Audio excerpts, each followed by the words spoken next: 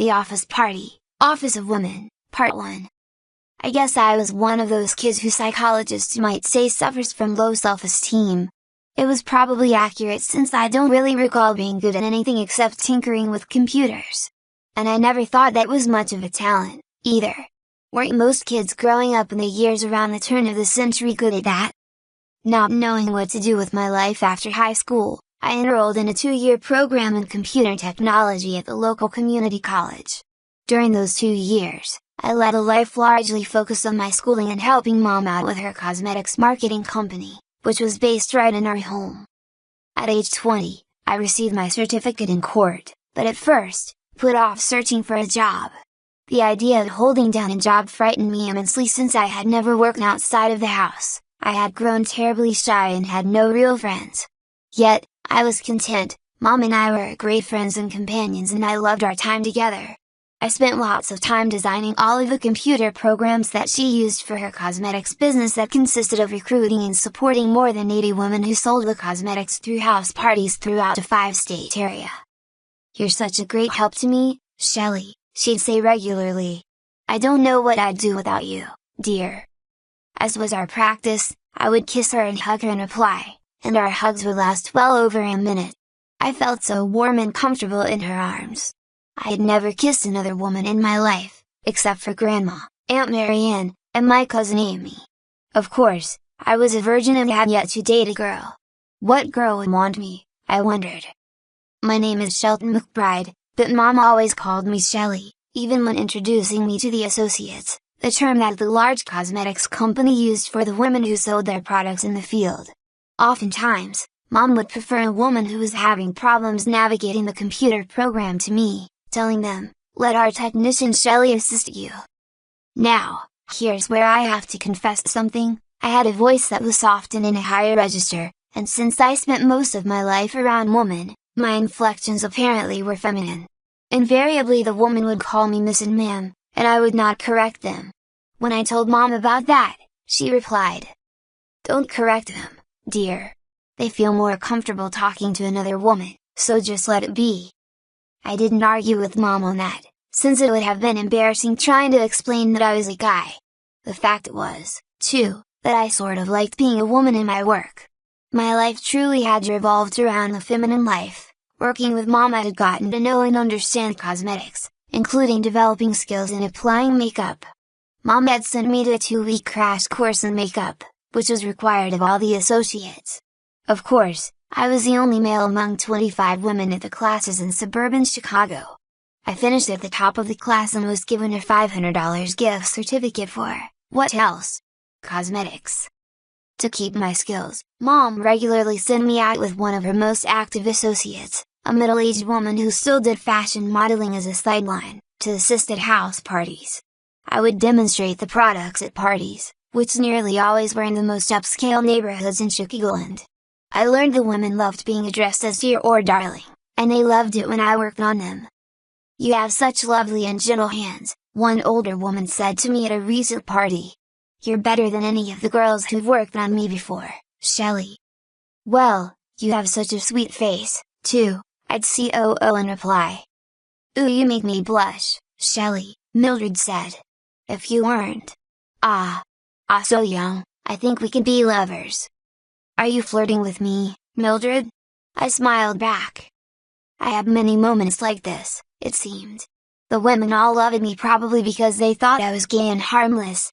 Several times I was told I was a pretty man, which caused me to blush. The truth was I didn't understand myself. I had never had any sexual experience with a woman and frankly, I was afraid of how I'd do in bed. I know I'd be wary of undressing before a woman and displaying my rather puny body with its soft, pale hairless features.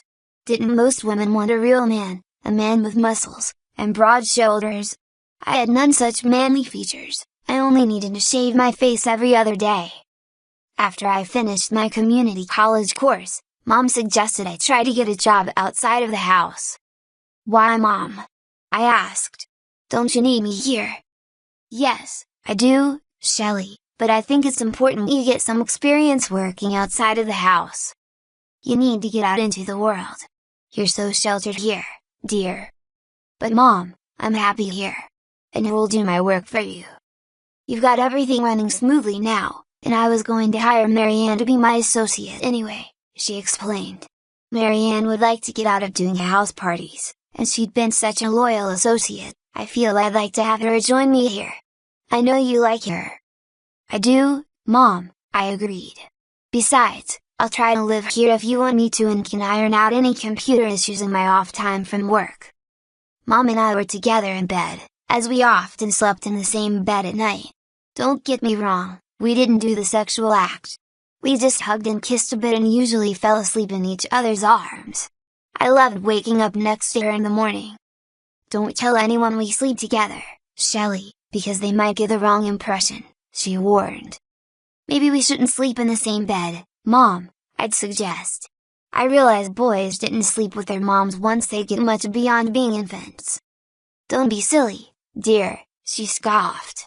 "We're just being affectionate. There's nothing wrong with that. It's just our prudish society. You love me, don't you, Shelley?" "Oh Mom, you know I do." With that I snuggled tightly against her, moving my face onto her firm, sweet breasts. These were magical moments for me. Mom was a real beauty. She had also modeled as a younger woman, and maintained her figure, although she had gained a few pounds to grow more voluptuous and, to me, more desirable. You probably have figured out that I often ejaculated during these evenings, and Mom would also grow hot and excited and orgasm. "That's okay, dear Shelley," she said after I sent semen flowing onto her thighs. "You're doing what comes naturally." About 6 weeks after my May graduation from community college, I reluctantly began searching for a computer job somewhere in the Chicago area. "Normally, we'd have no trouble placing a student as talented as you are in a job," said George Dimitropoulos, the placement counselor at the community counselor. "But with this recession, Shelton, it seems no one is hiring." "I understand, but keep me posted if something shows up, okay?" "You'll be on the top of my list, young man," he assured me.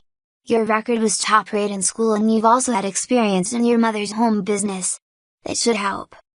"I've also developed a website for Mom and got her into social media," I said. It was not on Dimitropoulos' records for me. I told him to look it up, giving him the URL. "Wow, that's a terrific site, Shelton," he said, visibly impressed. "Did you use a template, or did you design it from scratch?" "From scratch." "Well, you must have a creative eye, too," he said. "That's rare combination has both technical and creative skills." You can believe I blushed at his praise. I seem to blush so often in my life. I wonder why. Within 3 days, the counselor called and said he had a lead. "It's with a non-profit organization with a good reputation," he said. "The pay may not be the greatest, but it'll be a great experience and their benefits are top rate." Women's Equality Illinois Way was located in a narrow 12-story building on N. Wabash adjacent to the noisy L overhead in the Chicago Loop. I took an ancient elevator to the 10th floor, its creaks and groans making me nervous. Added to the disappointment of the setting was a smell that permeated from the pizza parlor on the first floor and mixed with the mustiness of the old building. It opened onto hallways that looked like they belonged to the 1930s, with white and black tile floors, dirty gray marbled wainscoting, and dim globe lamps overhead. The entranceway was right across from the elevator, and I opened the door, its cloudy glass window identifying it as my destination. What I saw amazed me. The room was a hub of activity with women of all ages busy on phones, at computers, and talking earnestly. A young woman in a Chicago Bears sweatshirt and with unruly hair was apparently the receptionist, and she looked up after a moment of heavy concentration on a computer screen and said, "Yes, may I help you, miss?" "Ah," I stuttered, trying to make my voice sound masculine. "I'm here to see Carolyn Eubanks."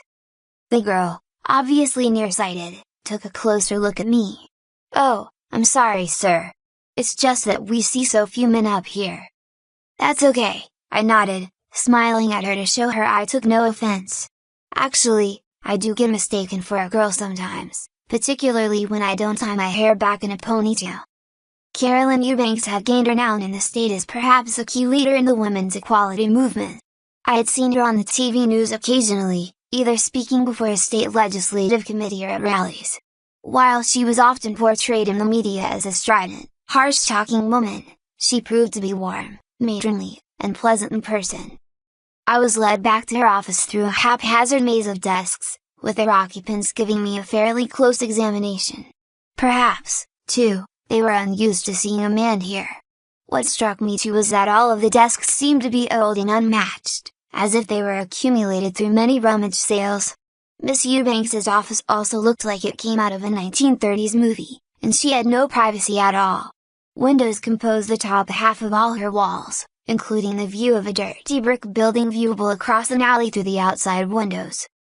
"You must excuse the looks of this place, Mr. McBride," she said after directing me to an old-fashioned wooden office chair, which proved to be surprisingly comfortable even without padding. "We're in the midst of the referendum campaign here, you know." "Yes, Mom and I have been following it," I said with a smile. "Apparently you support us?" "Oh yes, very much so, or else I wouldn't have come in. Besides, my mom is so excited when I told her I had an interview for a job here. She's been a supporter for a long time, and I think she's sent you donations in the past, too."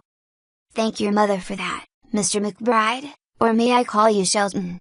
she asked kindly. "Shelton's fine," I nodded. She explained that the agency's IT girl had quit suddenly, leaving it in a bind, since the agency had a highly integrated computer system that required much coordination among the 20 employees and tons of volunteers who worked there. "You come highly recommended by the college, and I've looked over the website you have created for the cosmetics business. Very impressive," she said. "Thank you?" She called in a youngish, heavy-set woman named Penny Hartshorn, who was the agency's business manager and human relations director. I felt a pang of fear when she first addressed me with curt, sharp phrases. "Oh my," I thought, "I'm doomed. This woman won't like me." As much as Miss Eubanks put me at ease, Penny made me tense and nervous, and I realized how my voice raised in pitch and grew hurried. Penny quizzed me on several points involving computer knowledge, and I had no trouble answering them. Then, she explained the computer system, rattling off the names of the programs the agency used. Fortunately, I knew them all and felt I could handle them. "I'm sure I won't have any problems with those programs," I said when she finished. "I worked with them all." Penny could hide her skepticism. "Are you sure you can handle these, young man? Or, are you just overconfident? We can hire someone who's just boasting and then falls flat on their face in the first week. We need help now." I was nonplussed at the meanness in her voice, but Carolyn Eubanks was quick to intervene. "I'm sure Shelton will do just fine, Penny. He comes highly recommended." "Well, I'll be watching him closely if we hire him," Penny said. "You know he'll be the first man ever on the payroll here. I'm not sure that'll be popular with the women here, Carolyn. We have to think about morale. Having a man here isn't take squares into a sophisticated..." "Penny, I know your feelings on this, but you know we are governed by the same anti-discrimination laws everyone else is, and if Mr. McBride is best suited for the job, we should hire him," the director said. "Of course, Carolyn, but it's something we should think about," Penny said, getting up to leave. "Thank you for coming to Penny. I'll talk with you later," Miss Eubanks said, not unkindly. Miss Eubanks asked me a few more questions, particularly hitting upon the fact that I had no work history outside of the home. I explained how closely Mom and I worked and how successful her business had become. Miss Eubanks was aware of the products we sold and agreed that among all of the cosmetics companies that hired women to sell for them, our company was one of the most reputable. "I love your company's face lotion in particular," she said. Finally, she asked me how I would feel being the only man in the office. "I should be alright," I told her honestly. "I seem to have been around women most of my life, and I have to admit that working with Mom I've learned lots." "I'm sure you have, but some of the girls may give you a hard time and you seem quiet and reserved. Are you sure you can handle it?" "Ma'am," I said. "I'm used to being treated as someone different, and as long as I am busy with the computer stuff I'm sure I won't let it bother me."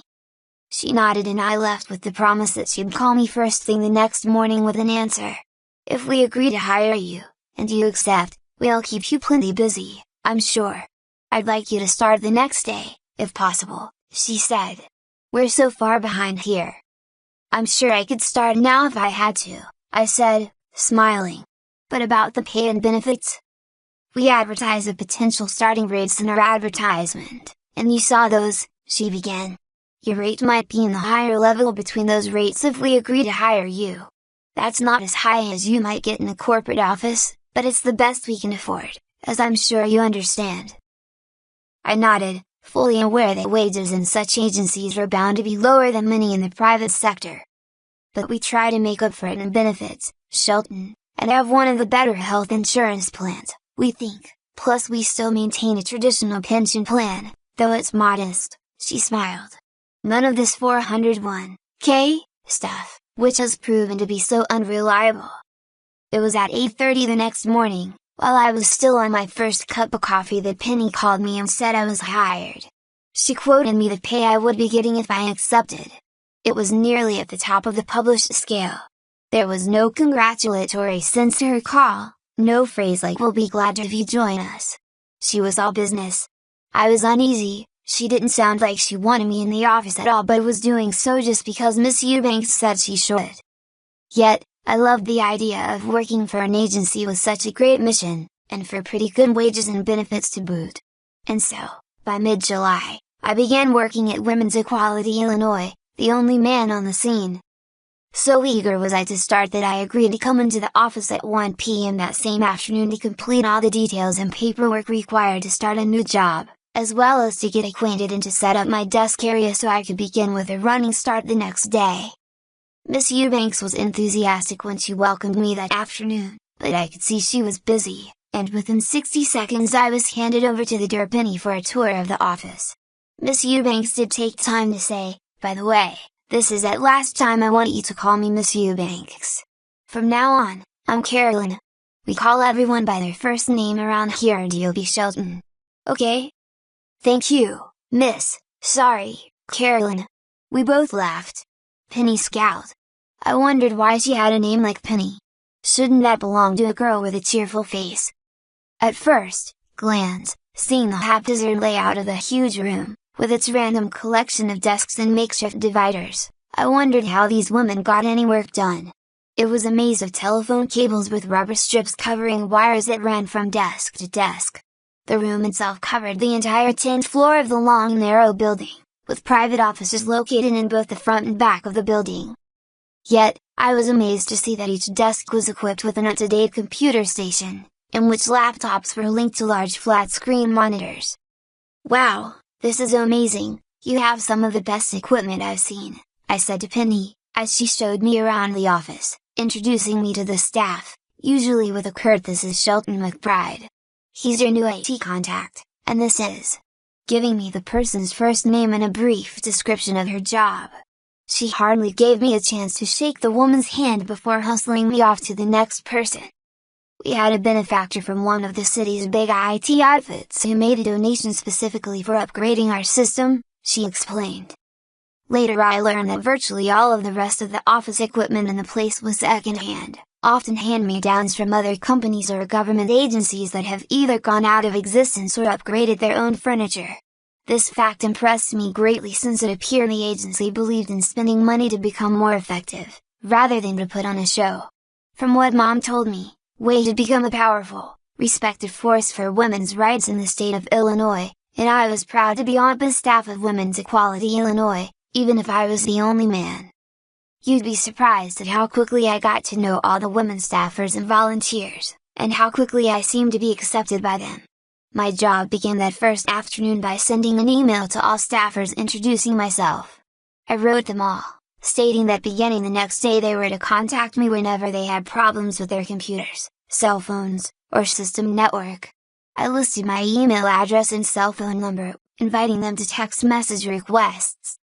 When I checked in at my computer at my desk in the office the next morning, there already were 9 messages by personnel seeking help. Shortly thereafter, I got text messages from 3 workers. I decided to begin with the requests based on the order the requests were made.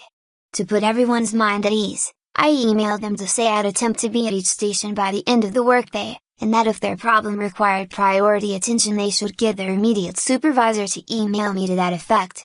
"Thank you for your patience, Shelton," I signed off, The word day was to start at 9 a.m. and continue at 6 p.m., with an hour free for lunch. Hoping to make a good impression, and to avoid any delays so typical of the Chicago transit system, I left our North Side bungalow at 7:30 a.m. though there was no dress code, except to dress appropriately when representing weight in public. I wore pressed khaki pants, a blue blazer, a blue button-down collared shirt with a satiny sheen, women's black knee-high stockings, and my moccasin-toed brown slip-on with tassels. I thought I looked pretty snazzy, to tell the truth. Oh, those women's stockings! I had grown to love wearing them after I realized one day I didn't have any clean black socks to wear one day. I was scheduled to do a presentation to a group of potential associates that Mom was recruiting to sell her products. "Here, Shelton, wear these," Mom suggested, handing me a pair from her own dresser. "They'll just look like men's black socks." "Your feet look so pretty in them," Mom said, as I put them on my feet. As I completed smoothing the socks up to my slender calf, I held my leg up, seductively waving my stocking foot. There was something erotic in the silky feeling of the material on my leg. I realized my legs and feet were as sexy and feminine as any I'd seen in advertisements for female stockings. I couldn't help thinking my legs were those of a pretty girl's. Mom knows me like a book, you know, and she sensed my discomfort. "Oh honey, don't worry. Once you have your pants and shoes on, no one will know what you're wearing," she said. "I know Mom," I said, blushing. The truth was I loved how my feet and legs looked and began wondering how they'd look in a pair of women's sandals. It got my mind racing now. Might I not look pretty hot in a skirt, maybe even a mini skirt, or one of those short denim skirts I'd seen some of the girls wear? At work that morning, I was deep in concentration at my computer when I heard a cheery good morning from Teresa Cortez, who arrived at her workstation, across from mine in the maze of desks. "Hi Teresa," I mumbled, still staring into my screen. "Welcome to Way," Teresa said, her voice welcoming and friendly. "Thank you, I'm glad to be here." I looked up from the computer to see Teresa, a short, compact girl with a gentle smile on her face with sparkling black eyes, framed by dark bangs and hair flowing down to her shoulders. My only word for her was cute. What shocked me was that she was wearing a denim miniskirt and a scooped neck purplish blouse and short sleeves that displayed her bosom, complete with a hint of cleavage. Strangely, I was not sexually aroused by the sight of this lovely young woman. What bothered me was that I suddenly envisioned myself in such an outfit. There were a few awkward moments as I tried to get my mind to override my sudden fantasies, but somehow I was able to exchange pleasantries with Teresa without sounding, I hoped, too weird. She must not have noticed anything, since she soon became my closest friend that way. I never dated her, if that's what you're thinking. She had a fiancé with whom she was deeply committed. She must have thought I was gay, which was okay by me since I was sure I wasn't gay. We just became confidants, gossiping about workmates, about our families, and even about our own futures.